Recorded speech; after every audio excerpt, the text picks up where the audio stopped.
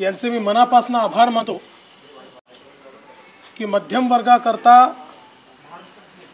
एक dream budget त्यांनी दिलेलं आहे आणि अपेक्षेपेक्षा अधिक म्हणजे इन्कम टॅक्सची लिमिट थेट 7 लाखावरनं 12 लाखापर्यंत नेलेली आहे।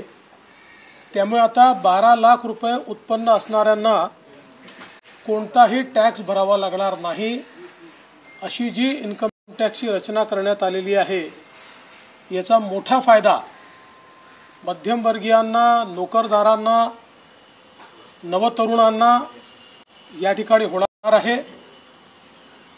याच्यामुळे एक मोठं डिस्पोजेबल इन्कम हे मध्यमवर्गीयांच्या खिशात येणार आहे आणि ते जे काही इन्कम आहे ते खर्च केल्यामुळे देशामध्ये मागणी किंवा डिमांड ज्याला म्हणतो ती देखील मोठ्या प्रमाणात वाढणार आहे, ज्याचा उपयोग देशाच्या MSME क्षेत्राला मोठ्या प्रमाणात होणार आहे, त्यातनं रोजगार निर्मिती देखील होणार आहे।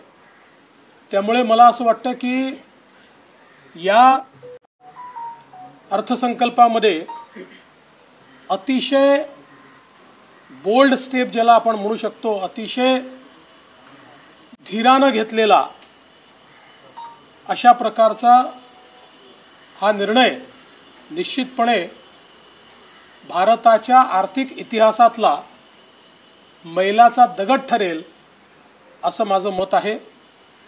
यासोबत विशेषतः शेती क्षेत्रामध्ये 100 जिल्हे आयडेंटिफाय करून त्याच्यामध्ये शेती विकासाची मोठी योजना राबवण्याचा निर्णय असेल किंवा नवीन पल्सेस मिशन असेल, पहिल्यांदा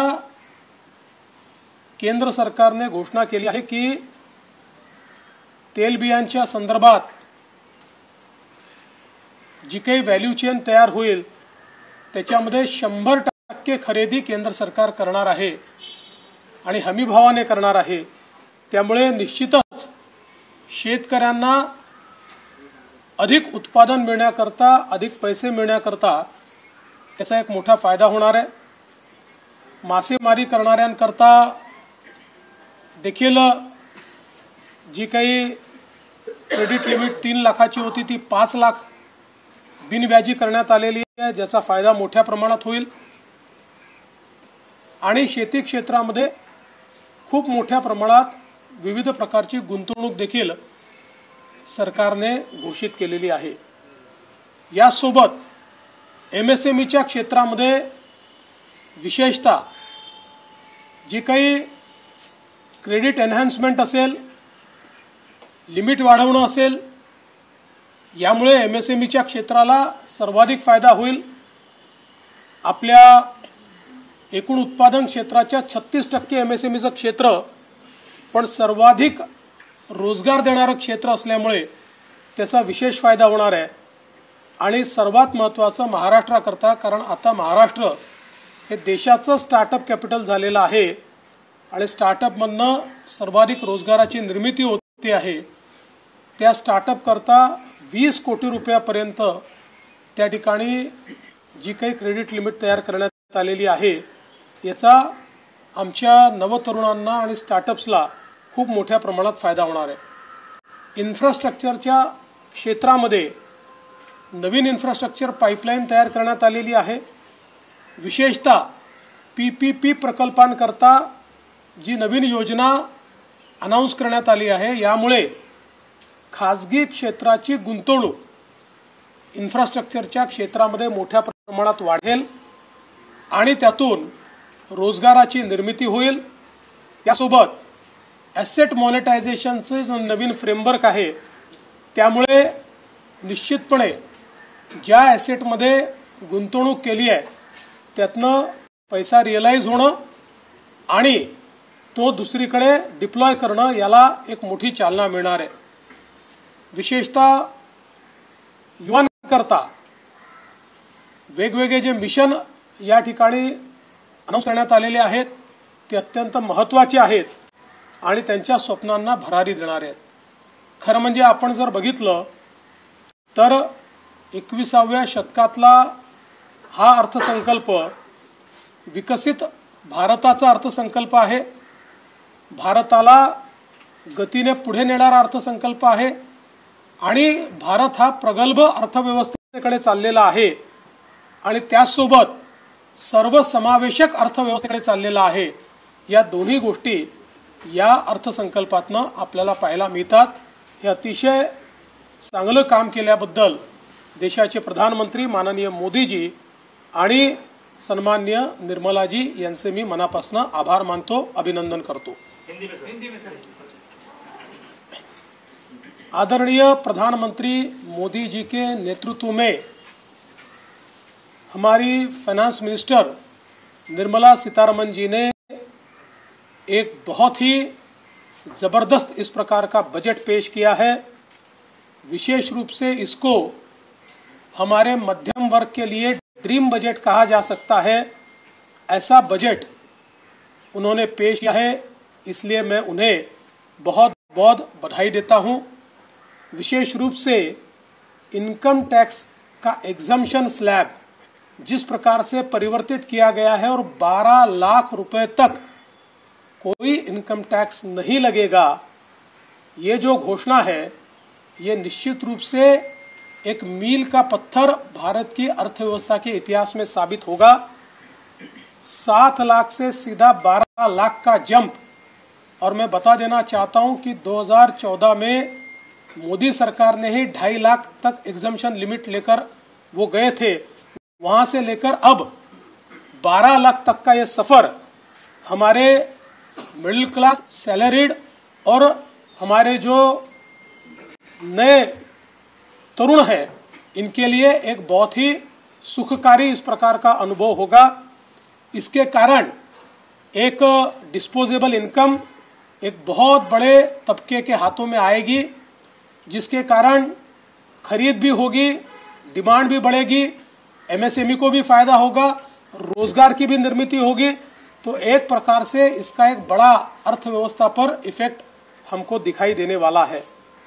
इसके साथ साथ जिस प्रकार से कृषि के क्षेत्र में अलग अलग योजनाओं को घोषित किया है, फिर 100 जिलों में जो नई कृषि की योजना हो या फिर जो हमारे ऑयल सीड्स है, दलहन तिलहन है, इसके लिए एक नई योजना की घोषणा हो. इस नई योजना के कारण बड़े पैमाने पर किसानों को फायदा होगा और केंद्र सरकार 100% माल खरीदने की बात कर रही है. इससे किसानों को बहुत बड़ा फायदा होने वाला है. हमारे जो मच्छीमारी करने वाले किसान हैं उनको भी 3 लाख रुपए की जगह 5 लाख रुपए क्रेडिट कार्ड के माध्यम से सीधे बिना ब्याज के मिलेंगे और कृषि के क्षेत्र में बहुत बड़े पैमाने पर निवेश ये होता हुआ हमको दिखाई देता है. विशेष रूप से हमारी युवा शक्ति के लिए एमएसएमई का क्षेत्र ये बहुत महत्वपूर्ण है. इस क्षेत्र में भी जो क्रेडिट लिमिट है और जो थ्रेशोल्ड लिमिट है, ये दोनों को बढ़ाने के कारण एमएसएमई को विशेष रूप से फायदा होने वाला है. उसके साथ साथ हमारे जो स्टार्टअप इकोसिस्टम है, चूंकि महाराष्ट्र ये देश का सबसे बड़ा स्टार्टअप हब बन चुका है, तो स्टार्टअप्स को भी जो 20 करोड़ रुपए तक ऋण देने की बात कही गई है, इससे स्टार्टअप इकोसिस्टम को बूस्ट मिलेगा और हमारे युवाओं को बड़े पैमाने पर इसके माध्यम से रोजगार भी मिलेगा. इंफ्रास्ट्रक्चर के क्षेत्र में भी जिस प्रकार से पीपीपी को बढ़ावा देकर इंफ्रास्ट्रक्चर में प्राइवेट सेक्टर के निवेश को बढ़ाकर एक प्रकार से बड़े पैमाने पर रोजगार का निर्माण करने का जो फैसला किया गया है, राज्यों को 50 साल का बिना ब्याज का इंफ्रास्ट्रक्चर ऋण देने के लिए 1.5 लाख करोड़ रुपए ये केंद्र सरकार ने रखे हुए हैं. इसके कारण इंफ्रास्ट्रक्चर में भी बहुत बड़े पैमाने पर फायदा होगा. इसके साथ साथ कई योजनाएं जो केंद्र सरकार ने आज घोषित की है, मैं ऐसा मानता हूं एक पाथ ब्रेकिंग इस प्रकार का यह बजट है। 21वीं शताब्दी में एक नई दिशा देने वाला यह बजट है। विकसित भारत की ओर भारत को ले जाते हुए समावेशी विकास, सभी को साथ में लेकर समावेशी विकास करने वाला इस प्रकार का यह बजट हमारे प्रधानमंत्री जी ने और हमारे फाइनेंस मिनिस्टर ने यहाँ पर रखा, इसलिए उनको मैं बहुत बहुत बधाई देता हूँ।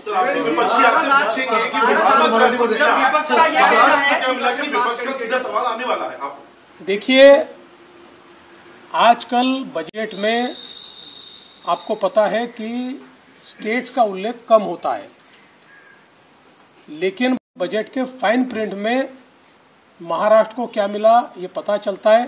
पिछले बार भी हमारे विरोधियों ने बिना पढ़े महाराष्ट्र को कुछ नहीं मिला ये बताया, और उसके बाद दोपहर तक मैंने आंकड़े जाहिर किए तो फिर उनके मुंह बंद हो गए। अब भी महाराष्ट्र को क्या मिला इसके आंकड़े शाम तक मेरे पास आएंगे, मैं उसे घोषित करूंगा और आपको दिखाई पड़ेगा महाराष्ट्र को बहुत बड़े पैमाने पर चीजें मिली है।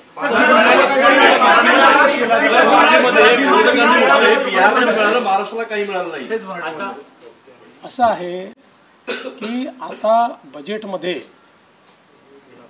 राज्यांना काय दिलं याची घोषणा करण्याची पद्धत बंद झाली आहे। ठीक आहे की एक दोन वेळा बिहारचं नाव आलं, पण इतर कुठल्याही राज्याचं नाव त्याच्यात आलेलं नाही। आपल्याला माहिती आहे मागच्याही वर्षी बजेट झाल्यानंतर बजेटची फाईन प्रिंट न वाचता आमच्या विरोधकांनी महाराष्ट्राला काही नाही ही घोषणा सुरू केली, पण दुपारपर्यंत महाराष्ट्राला काय काय मिळालं याचे आकडे मी घोषित केल्यानंतर त्यांची तोंड बंद झाली। आजही संध्याकाळपर्यंत जशी फाईन प्रिंट माझ्या हातामध्ये येईल महाराष्ट्राला काय मिळालं हे मी घोषित करेन, आणि मला विश्वास आहे की महाराष्ट्राला दरवर्षीप्रमाणे मोठ्या प्रमाणात बजेटमधनं निधी मिळेल।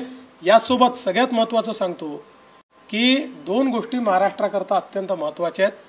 स्टार्टअप इकोसिस्टीम, कारण आपल्याला माहिती आहे की आता नंबर ऑफ स्टार्टअप आणि गुंतवणूक या दोन्ही पॅरामीटरवर महाराष्ट्र नंबर 1 झालेला आहे। त्यामुळे स्टार्टअपच्या ज्या योजना सुरू केलेल्या आहेत त्याचा मोठा फायदा हा आपल्या महाराष्ट्राला मिळणार आहे। आणि दुसरं, हे जे 50 वर्षाचं बिनव्याजी इन्फ्रास्ट्रक्चर लोन आहे, आपण जर गेले 3 वर्ष बघितले तर सर्वात जास्त याचा फायदा हा महाराष्ट्राला झालाय। याही वर्षी याचा सर्वाधिक फायदा महाराष्ट्रच घेईल।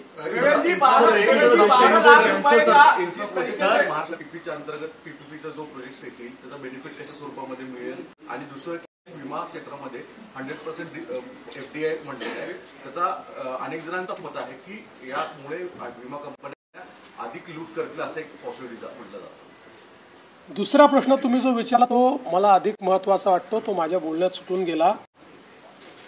विमा क्षेत्रामध्ये 100% FDI हे याकरता महत्त्वाचं आहे की त्याच्यामध्ये एक बायलाईन टाकलेली आहे, आणि ती बायलाईन काय आहे, आता 100% प्रीमियम हा भारतामध्येच गुंतवावा लागेल। म्हणजे विमा क्षेत्रामध्ये 26% जे जास्तीचे पैसे आता गुंतवणुकीतून येतील तो सगळा पैसा हा भारतात गुंतवावा लागेल। यापूर्वी या विमा कंपन्या हा पैसा काही प्रमाणात भारतात आणि बाकी परदेशात गुंतवायच्या, तो आता सगळा भारतात गुंतवला गेल्यामुळे भारताच्या इन्फ्रास्ट्रक्चर क्षेत्राला मोठ्या प्रमाणात ज्या प्रकारे मागच्या काळात LICने मदत केली तसं आता सगळ्या विमा कंपन्यांना ती मदत करावी लागेल, तो पैसा भारतातच गुंतवावा लागेल। मला असं वाटतं की हा अतिशय कल्पक अशा प्रकारचा निर्णय केंद्र सरकारने घेतलेला है। केंद्र सरकार ने बीमा कंपनियों को 100% FDI अलाउ किया है, लेकिन उसके साथ साथ उसमें एक बायलाइन भी है कि उनको पूरा प्रीमियम का पैसा भारत में ही निवेश करना होगा। मैं ऐसा मानता हूँ ये एक बहुत ही वाइज, बहुत ही कल्पक इस प्रकार का निर्णय है। इतना बड़े पैमाने पर ये जो पैसा आएगा ये सीधे सीधे भारत के इंफ्रास्ट्रक्चर में लगेगा। इससे पहले भारत के इंफ्रास्ट्रक्चर में एक बड़ा कंट्रीब्यूशन केवल LIC ने दिया हुआ है। अब प्राइवेट बीमा कंपनियों को भी वो कंट्रीब्यूशन देने के लिए बाध्य भी होना पड़ेगा और उनके लिए मार्ग भी खुला होगा। तो मुझे लगता है बहुत बढ़िया निर्णय लिया गया है।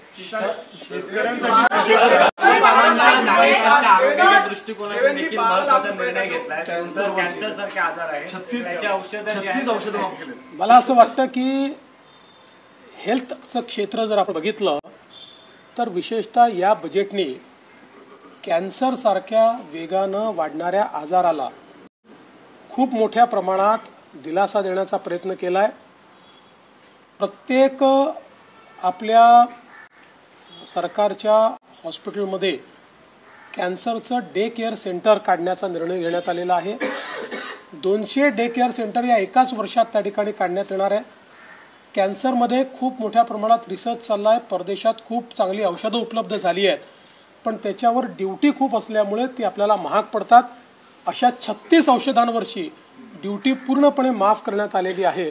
मला असं वाटतं की कॅन्सर पेशंट्स करता खूप महत्त्वाचा निर्णय झालेला आहे।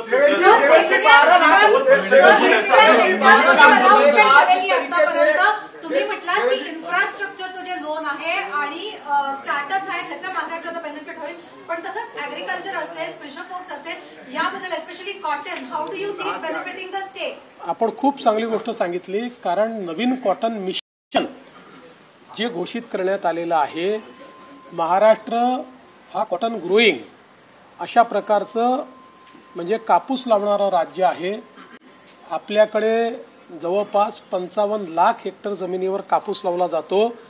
या नवीन मिशनचा महाराष्ट्राला सर्वाधिक फायदा निश्चितपणे या ठिकाणी होणार आहे। आणि त्याचसोबत मी जसं मगाशी सांगितलं की तेलबियांच्या संदर्भातला जो निर्णय आहे याच्यामुळे शेतकऱ्यांची इन्कम वाढण्याकरता एक मोठा फायदा होईल। आत्तापर्यंत तेलबियांच्या संदर्भात केंद्र सरकार 25% मार्केट इंटरव्हेन्शन करायची, म्हणजे भाव स्थिर राहिले पाहिजे किंवा हमी भावावर ते गेलं पाहिजे म्हणून 25% खरेदी ही केंद्र सरकार करायची। आता केंद्राने 100% खरेदी सांगितलेली आहे, त्याचा शेतकऱ्यांना निश्चित फायदा होईल। जिसके पास एक बड़ी डिस्पोजेबल इनकम आने वाली है, एक मुख्यमंत्री के तौर पे नहीं लेकिन एक अच्छे इन्वेस्टर के तौर पे आप उनको क्या इन्वेस्टमेंट एक सलाह देना चाहिए यहाँ पर, क्योंकि बहुत बड़ा अमाउंट उनके हाथ में है। देखिए, मैं पहली बात बताता हूँ, मैं बहुत बुरा इन्वेस्टर हूँ। मैंने जिंदगी में कुछ इन्वेस्ट ही नहीं किया है, मैं केवल लोगों में इन्वेस्ट करता हूँ। लेकिन मैं सबको इतना ही कहना चाहता हूँ, गृहमंत्री के तौर पर जो भी इन्वेस्टमेंट करे उसमें रिस्क फैक्टर देखकर इन्वेस्टमेंट करे। केवल ज्यादा ब्याज मिलता है इसलिए पॉन्जी स्कीम में कोई इन्वेस्ट न करे। जो अच्छी स्कीम्स आ रही है, एक्सपर्ट जो स्कीम ला रहे हैं, जो रेगुलेटरी फ्रेमवर्क मानने वाली स्कीम्स है, ऐसी स्कीम में ही लोग इन्वेस्ट करते हैं।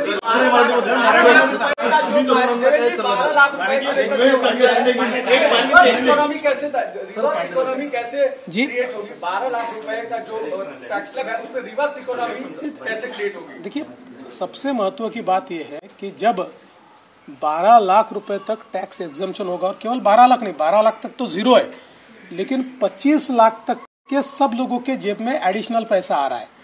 तो जब लोगों की जेबों में पैसा आता है तो लोग उसको खर्चा करते हैं। तो लोग जब पैसा खर्च करते हैं तो बाजार में तेजी आती है, प्रोडक्शन बढ़ता है, उसके कारण एमएसएमई को फायदा होता है, उसके कारण नए जॉब्स क्रिएट होते हैं। तो जब लोगों के जेब में पैसा आता है तो उससे पूरी अर्थव्यवस्था को फायदा होता है और उससे नए जॉब्स क्रिएट होते हैं। मुझे लगता है यही काम इस ये जो निर्मला जी ने ये जो स्टेप लिया है इसके कारण होगा। नवीन तरुणांना उद्योगामध्ये गुंतवणूक करताना ज्या पद्धतीने गुंतवणूक करायला कशा पद्धतीचा संदेश द्याल? खरं म्हणजे गुंतवणूक कशी केली पाहिजे याबद्दल फार काही मला एक्सपर्टीज नाही। मी काही फार कधी गुंतवणूक केली नाही। आम्ही लोकांमध्ये गुंतवणूक करणारे लोक आहोत। पण माझी विनंती आहे की जे काही एक्स्ट्रा इन्कम आपल्याकडे येत आहे त्याच्यात गुंतवणूक करताना जिथे आपण गुंतवणूक करतोय तिथला रिस्क फॅक्टर बघितला पाहिजे। केवळ जास्त व्याज मिळत आहे किंवा जास्त रिटर्न मिळत आहे याच्या आधारावर ही गुंतवणूक करणं योग्य नसतं। तर रेग्युलेटरी फ्रेमवर्क काय आहे, त्याच्यामध्ये ही स्कीम बसते का, याच्यामध्ये त्यांनी जे काही सांगितलं आहे ते शक्य आहे का, यांचा फंडामेंटल्स काय आहेत, अशा सगळ्या गोष्टी तपासून आणि एक्सपर्ट्स ज्याकडे इंगित करतात अशाच स्कीम मध्ये लोकांनी पैसे गुंतवावे। किसान कार्ड जे आहे ते 3 लाखावरून 5 लाख केलेलं आहे। बोल दिया उसको, बोल दिया। किसान कार्ड जे आहे ते 3 लाखापर्यंत लोन मिळत होतं। 5 लाख आहे, तर शेतकऱ्यांच्या या कर्ज जर जास्त मिळालं तर उत्पन्नात वाढ होईल असं वाटतं या सगळ्या गोष्टीतून? निश्चितपणे असं आहे की शेतकऱ्यांची त्या ठिकाणी गुंतवणुकीची कॅपॅसिटी वाढेल. आत्तापर्यंत 3 लाखाचं कर्ज हे बिनव्याजी मिळत होतं, म्हणून शेतकरी 3 लाख रुपये कर्ज घेऊन त्यात आपलं भागवत होते. पण 5 लाख रुपयाचं कर्ज जर मिळालं तर त्या ठिकाणी अधिक गुंतवणूक करून अधिक नफा कसा घेता येईल याचा प्रयत्न शेतकरी करू शकतात. शेतकऱ्यांना याचा फायदा निश्चित मिळेल. IIT और मेडिकल में जो सीटें बढ़ाने का फैसला किया है उससे महाराष्ट्र को कितना फायदा होगा, देश को किस तरीके से? देखिए, मुझे लगता है कि पूरे देश को इसका फायदा होगा. आप लोगों ने देखा पिछले साल 1 साल में महाराष्ट्र में हम लोगों ने मेडिकल में 1000 सीटें बढ़ाई है. तो इसके कारण हमको नए डॉक्टर्स भी मिलते हैं, हमारे युवाओं को डॉक्टर बनने का नया मौका भी मिलता है. तो निश्चित रूप से इसका पूरे देश में फायदा होने वाला है. इन्फ्रास्ट्रक्चरचे जे PPP प्रोजेक्टच्या संदर्भात सांगण्यात आलेलं आहे हे अत्यंत महत्त्वाचे आहेत. कारण सरकारला आर्थिक शिस्त पाळण्याकरता एक फिस्कल स्पेस असते. त्या फिस्कल स्पेसच्या बाहेर जाऊन सरकारला प्रोजेक्ट हाती घेता येत नाही. एका वर्षी जास्त प्रोजेक्ट जर हातामध्ये घ्यायचे असतील तर आपलं जे कॅपिटल आहे हे थोडंसं आपल्याला योग्य प्रकारे डिप्लॉय करावं लागतं. आणि म्हणून सरकारने आपलं कॅपिटल हे फक्त लँड ॲक्विजिशनवर डिप्लॉय केलं तर त्याच्यावर जे प्रोजेक्ट्स उभे करायचे आहेत त्याकरता खाजगी कॅपिटल येऊ शकतं आणि PPPच्या माध्यमातून मोठ्या प्रमाणात प्रोजेक्ट्स हातामध्ये घेतले जाऊ शकतात. त्याकरता एक नवीन फ्रेमवर्क जे केंद्र सरकारने करून दिलेलं आहे. अजून त्याच्या डिटेलमध्ये मी गेलो नाही, पण साधारणपणे ज्या प्रकल्पांमध्ये वायबिलिटी ची गॅप असते अशा प्रकल्पांमध्ये केंद्र सरकार वायबिलिटी गॅप फंडिंग देखील करतं. त्यामुळे ते PPPचे प्रकल्प हे चांगल्या IRR त्या ठिकाणी फिजिबल होतात. तर मला असं वाटतं की महाराष्ट्रामध्ये मोठ्या प्रमाणात आपण इन्फ्रास्ट्रक्चरचे प्रोजेक्ट हातामध्ये घेतलेले आहेत. या PPPचा आपल्याला फार मोठा फायदा या ठिकाणी होईल. सर, एक शेवटचा प्रश्न, 12 लाखाचं उत्पन्नामध्ये टॅक्समध्ये सवलत मिळालेली आहे, त्यामुळे जे काही आता मध्यमवर्गीयांच्या पगारांमध्ये भर पडेल असं वाटतंय का? ते तर कसं आहे की सरकारचे पगार जे असतात ते आपल्याला माहिती आहे की पे कमिशन जे दर 5 वर्षांनी ते फायनल करतं. प्रायव्हेट सेक्टर काय करेल हे आपण सांगू शकत नाही. केंद्र ने ज्यादा दिया है, लोग ये उम्मीद कर रहे थे कि 10 लाख तक जो है छूट मिल सकती है, लेकिन मोदी जी सरकार ने 12 लाख तक दिया और ऐसा दिया कि अब तक ये पैसा ऐसा किसी ने नहीं दिया था. बिल्कुल सही बात है, क्योंकि मैं भी 2-3 दिनों से एक्सपर्ट्स की राय सुन रहा था, अलग अलग स्पेक्यूलेशन सुन रहा था. तो कोई कहता था 9 लाख होगा, कोई कहता था 10 लाख होगा. 10 लाख से ज्यादा एग्जम्पशन मिलेगा ऐसी कल्पना किसी ने भी नहीं की थी.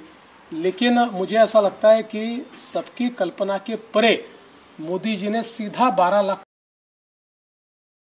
का एग्जम्पशन दिया. ये नए भारत की ताकत है. 1 लाख करोड़ से भी ज्यादा पैसा जो देश की तिजोरी में आने वाला था वो लोगों के जेब में देने का काम मोदी जी की सरकार ने किया है. सर, मुंबईचे पालकमंत्री पदाच्या संदर्भात अशी बातमी समोर येत होती की भाजप पालकमंत्री पदाचा अर्थसंकल्पाशी काही संबंध नाही.